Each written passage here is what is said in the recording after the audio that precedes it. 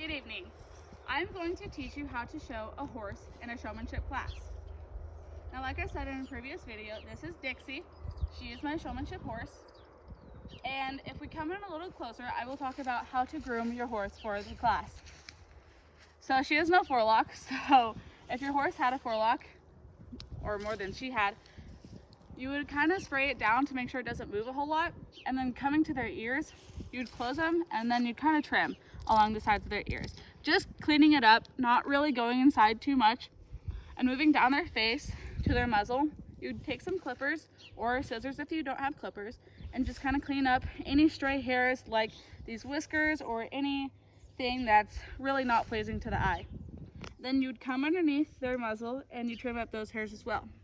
You can also go down to the jaw and clean up any stray hairs that you don't want there and that is not pleasing to the eye.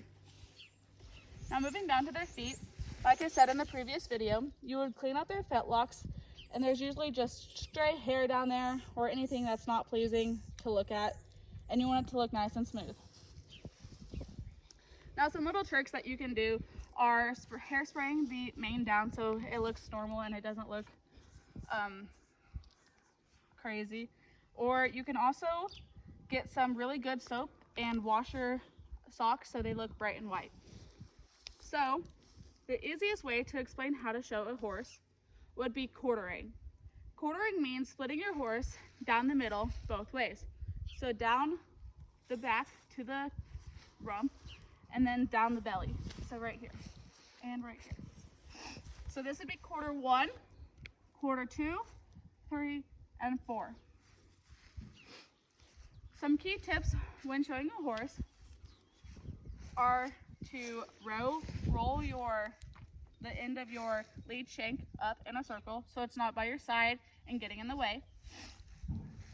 And also when you show, to hold your lead shank as a dinner plate. So I would hold a dinner plate out in front of me, never moving this arm and using my right arm to do everything that I need to be done, such as backing up, turning, or setting her feet. Now, to set her feet, they need to be square. So, using your lead shank, you can set them and pull her and push her little by little to set her feet. This is fairly good. Now, the more you work with your horse to set them square, the easier it will come. And it'll be so much easier in a showmanship class to set her up by practicing. And just by little tiny movements, you can make her move so much. That's not what I wanted. Thank you. So my wonderful mother is going to come in and be the judge. Slowly. See.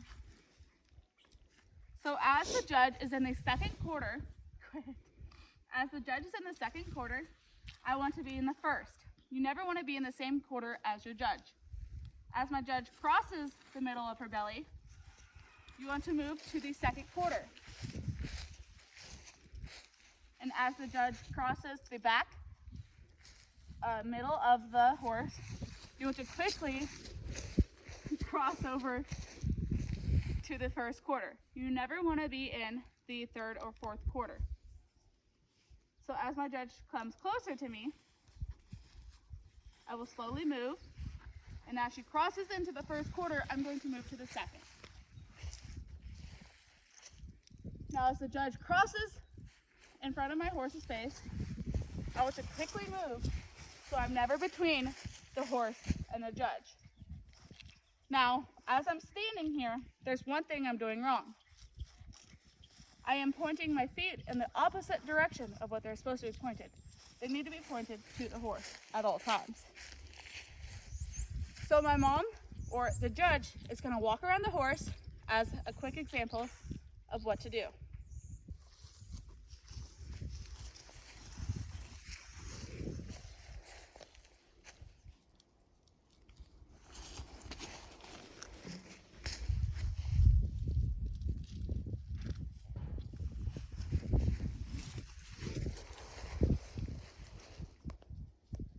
Thank you, Judge. So Dixie's kind of fidgeting here, but if your horse is fidgeting, just try to do the best that you can without pulling back or yanking on their face, because this is gonna look unpleasant to the judge and it's not really etiquette for showing. Now, like I said before, the more you practice with your horse to set up square, the easier it's gonna come to them and the easier it is to be in the show ring setting her up. So right now she's fairly square, but just little motions can move her feet. So that's the basic run through of how to show a horse. And if you need any help, don't be afraid to call or text me, and I would gladly go through it in more detail if you need any help. Thank you.